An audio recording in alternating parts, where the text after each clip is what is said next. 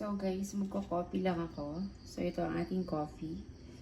Kaping barako. So magkakaping barako lang ako guys. So mamayang 9 na lang ako kakain. Kaping barako at bread lang tayo. So yeah.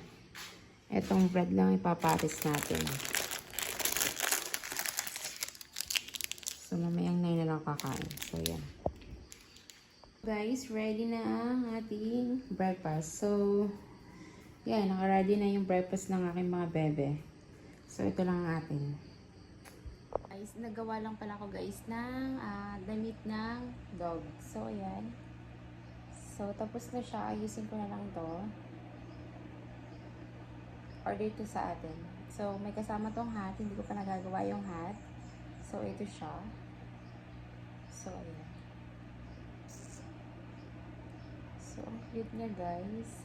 So, may dumating pala tayo guys parcel. So, ito kasi malapit na ang Valentine's Day. So, parcel na lang tayo ng parcel. Oops.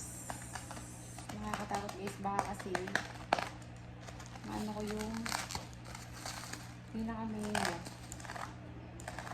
Sneaky. So, guys, ito natin. Pink. Kasi talaga guys, ang hirap maghanap ng pink. So, ayan. Pink na pink siya talaga guys. Dalawang pink.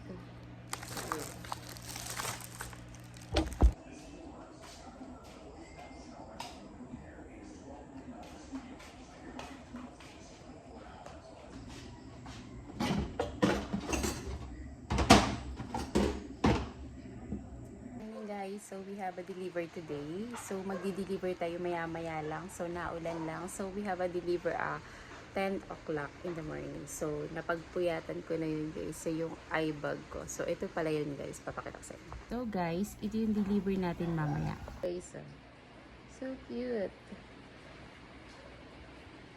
Ang cute niya. So, yun muna.